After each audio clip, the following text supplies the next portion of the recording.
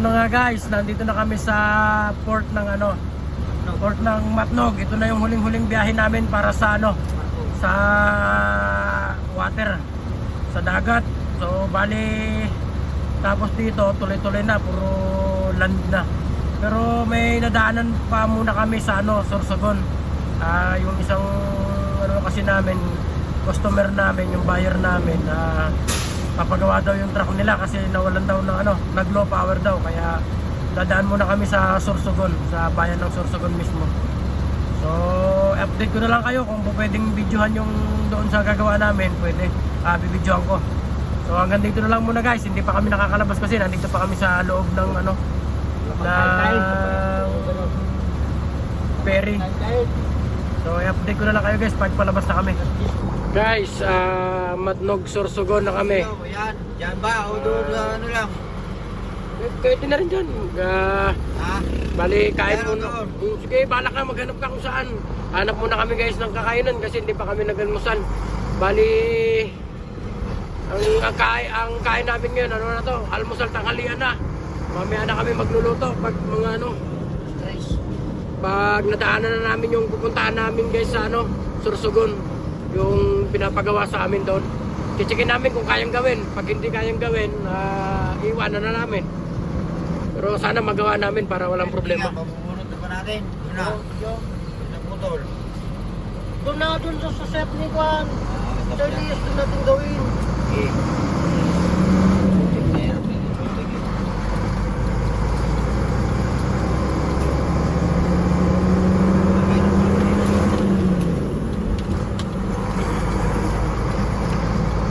Binabaybay namin yung road ng Matnog. Labasan. Wala na yung kinainan namin. Hindi na yata.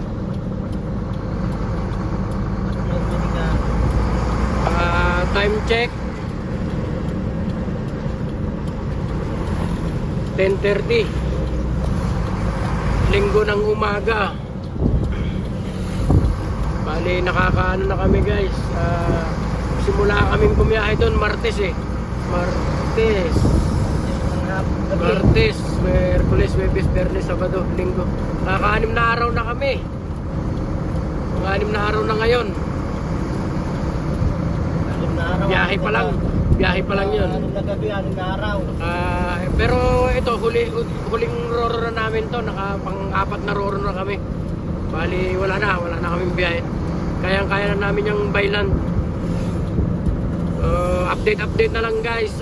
Sana makadaan kami ng naga ng sa Mayon Volcano ng araw para makapagpa-picture man lang o makita natin. Tayo guys ng lugar, nandito tayo sa may binabaybay namin ang Erosin Sorsogon. Check lang tayo ng lugar. Ayun ang kabigan. Aming nyog grabe yung prahan siguro yung rito, mga kabuhayan. Ganda rin truck ganda parking Takto na.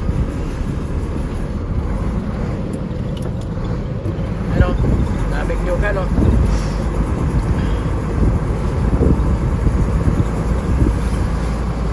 So time check tayo 11, -5 para mag-alas 11. So update na lang ulit guys habang bumibiyahe pa. Medyo malayo-layo pa yung biyahe natin papuntang SBMA Subic. Sorsogon pa rin tayo guys hindi pa yan yung Mayon Volcano parang vulkan pa lang, bundok pa lang din yan malaki na pero hindi pa yan yung sadya natin hindi pa yan. Hindi ko alam kung yan na yun, pero hindi pa yan, hindi namin alam kasi basta nandito pa rin kami sa Sorsogon.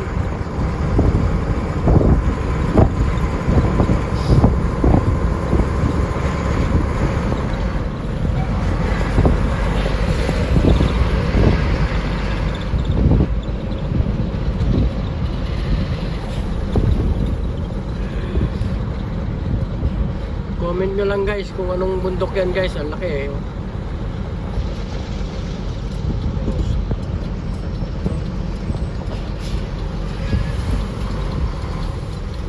Erosin. Ayan, Erosin.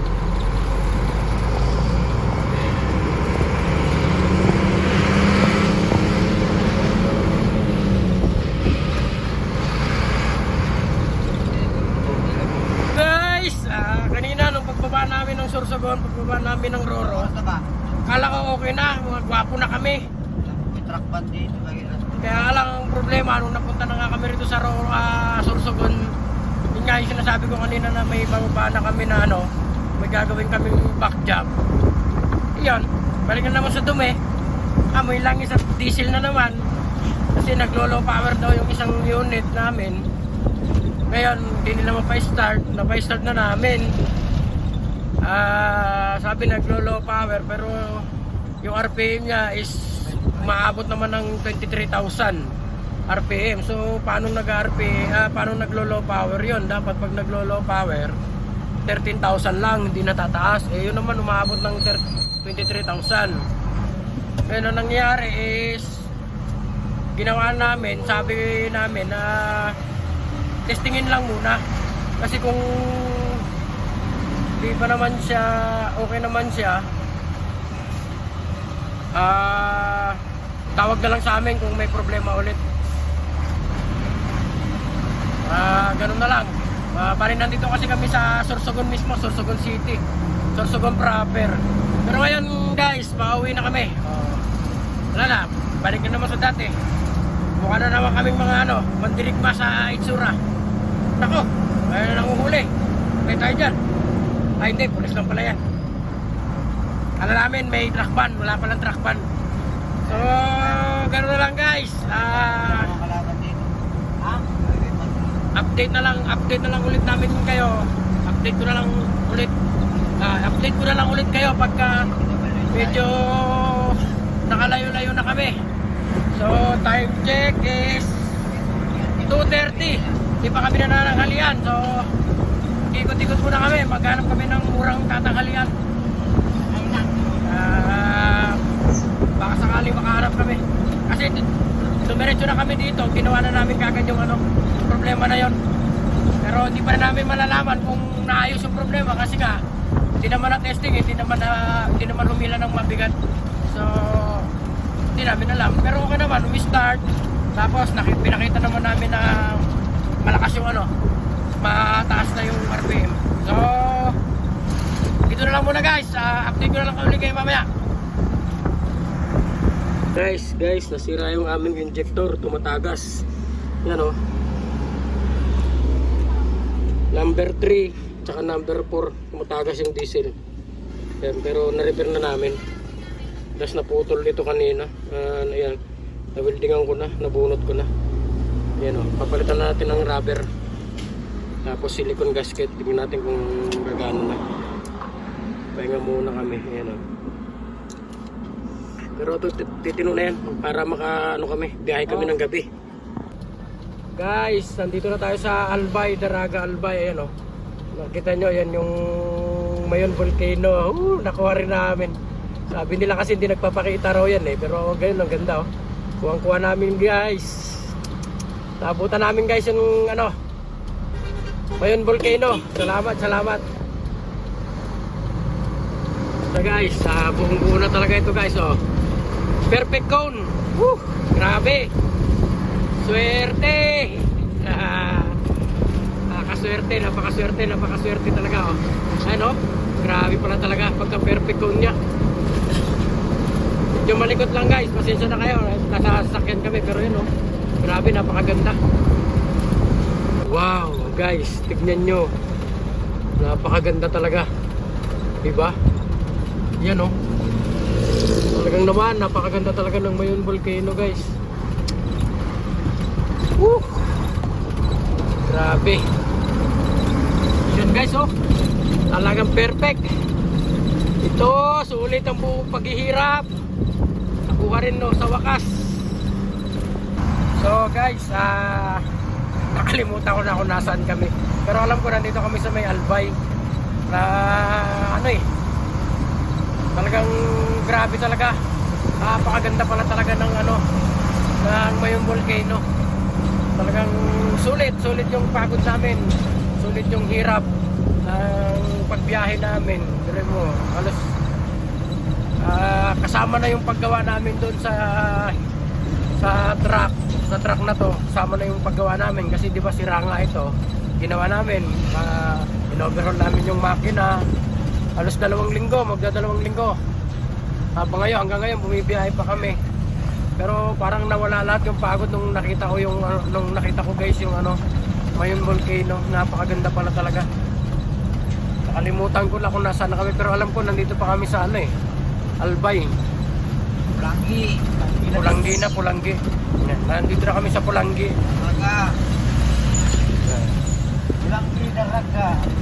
Pulangi Daraga, nandito na kami. So, kita pa rin siya pero okay na, nakakuha ko na siya nung napakaganda kanina. Salamat at pinagbigyan kami kasi akala ko talaga gabi na kami dadaan dito kaya hindi ko na makikita yan, oh. Kitang-kita pa rin. Kasi ito na talaga yung pinakahihintay nating lahat, oh. Perfect, di ba? Perfect. Ayan na, oh. Ito na guys, yung sulit na talaga lahat yung pagod natin. Tanggal lahat ng pagod. Yan na siya, oh. Ayan guys,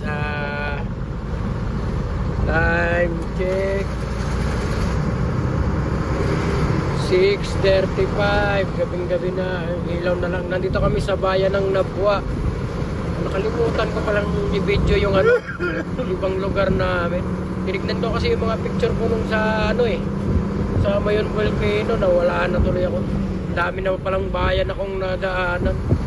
So, gabi na guys, kaya hindi na ako gaanong makapag-video ha. Tingnan mo, sa lugar na kami nung Nabua. Lugar sa Candelaria. Doon sa Candelaria, Quezon. Barangay. Wala ba sa Kabay-Pas tayo na daan? Okay guys, ano ko na lang kayo guys, update ko na lang kayo bukas ng umaga. Guys, update lang tayo guys. Time check is 9:30. So nandito na kami sa ano, sa Ragay. Malapit na kami dumating ng, malapit na namin baybay yung Quezon. Malapit na rin kami matapos dito sa Bicol kasi nandito na kami sa Ragay. Update ko na lang uli kayo guys sa ano, pag maliwanag na bukas. Grabe yung ano, paahon at saka palusong guys. Napakataas na ng lugar na to. Ito na yung ano, diversion road pero taas pa rin sa Timonan, Quezon. Kaya marami na didisgrasya ang ano, mga sasakyan dito.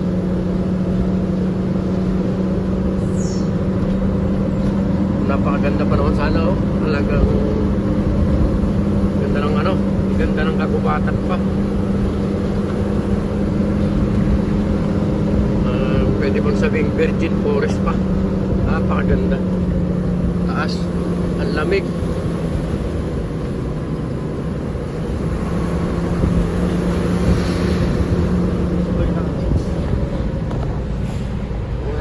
Ano, tingnan mo, oh. Hirap na hirap sila, oh.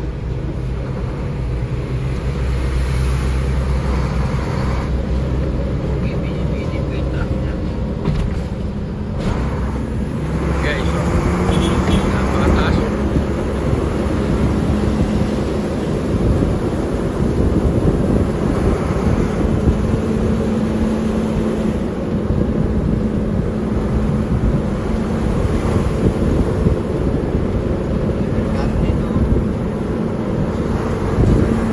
Update ko na lang kayo guys kasi yung truck namin hindi pwedeng ano, may diferensya din yung truck namin eh. Kailangan namin makahanap ng ano, auto supply dahil bibili kami ng pyesa.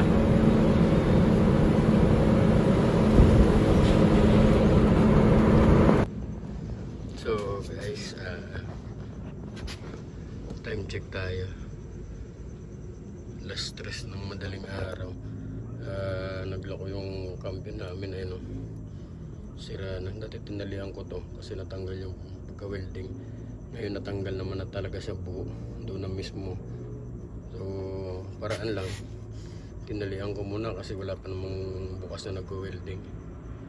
Pero okay lang yung guys kasi malapit na kami. Nandito na kami sa may Pampanga. Konting kembot na lang at makakarating na kami sa aming yard sa Subic. So pagkatsagaan na lang namin to guys.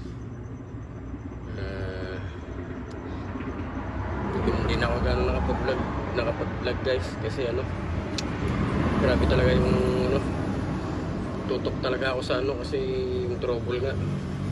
Kaya hindi ko na gano'ng ano, nung pagtapos nung ano namin albay,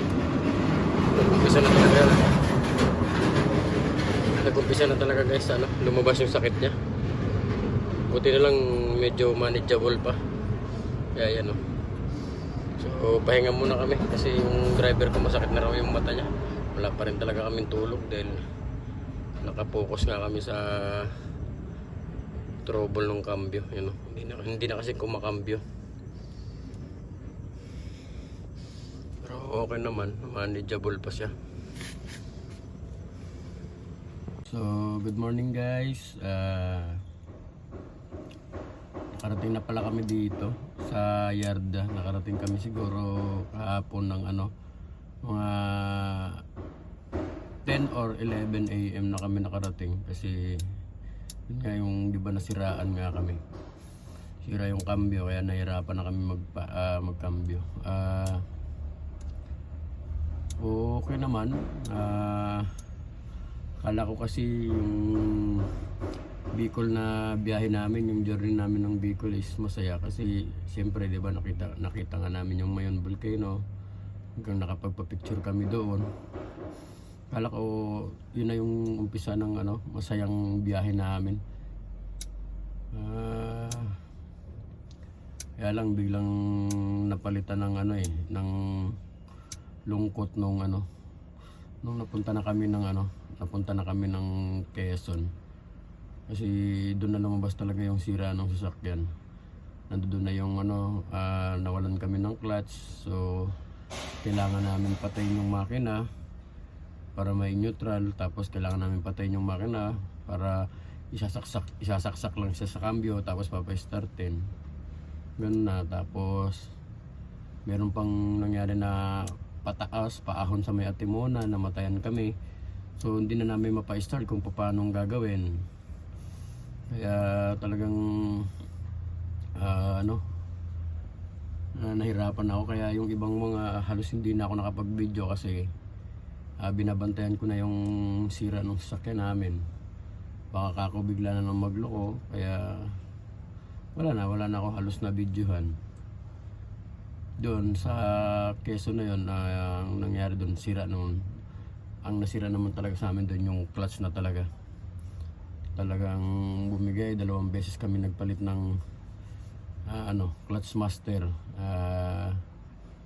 Assembly na talagang nilalagay namin. Kaya lang wala kami mabiling original na parts, kaya halos yung nabibili namin is puro local.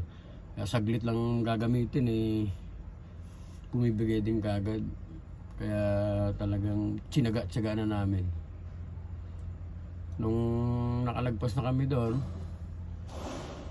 ang pagdating naman namin ng Lubao, Pampanga na, sa Pampanga na mismo, ay San Fernando, Pampanga na kami. Nang nakarating na kami ng San Fernando, Pampanga, doon naman bumigay yung ano namin, cambio. Yung mga bracket ng cambio na naka-welding, talagang nagtanggalan na yung mga welding, kaya hindi na naman namin may cambio na naman. May clutch na siya, okay na. Problema, yung cambio na mismo, hindi na namin talaga siya may cambio. Kaya panibagong hirap na naman yun nangyari. Ginawa ko, tinalian ko na lang ng mga alambre. Makikita niyo naman yun, nagtatalian ko na lang siya. Sabi ko, importante makauwi na kami kasi malapit na yung San Fernando at malapit na siya sa Subic. Kaya sabi ko, tsaga-tsagain na lang namin, sabi ko doon sa driver namin. Buti naman yung driver namin is magaling-galing din talaga siya. Kaya pasensya na kayo guys ha. Hindi na ko na naidetalye lahat ng video natin doon, hanggang halos ang nailagay ko lang talaga doon ay Bicol lang. Kunti-kunti na lang yung sumunod doon. Pero sa awa ng Diyos at nakauwi naman na kami ng maayos, matiwasay, nakapagpahinga na, nakatulog na. Salamat sa Diyos at safe kaming nakauwi. Hindi pala talaga madali yung buhay biyahero.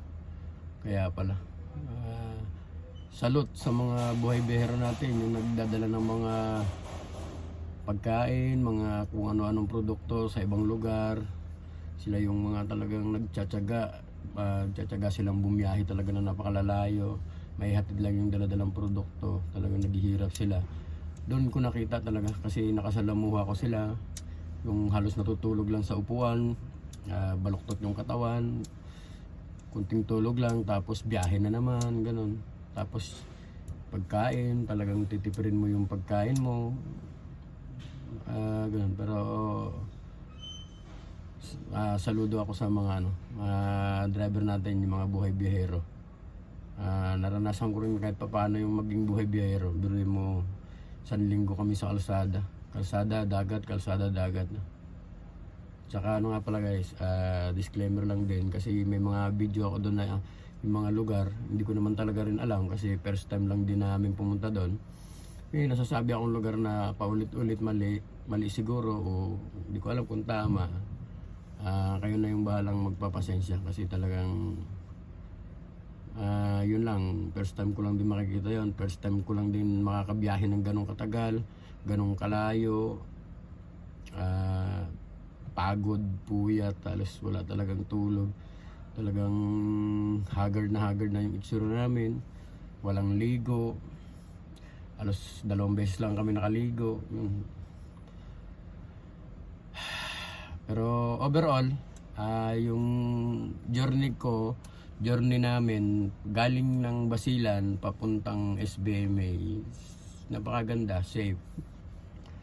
Awa ng Diyos, naitawid namin yung truck nadala namin sa yarda. Kaya hanggang dito na lang guys, at maraming salamat sa panonood.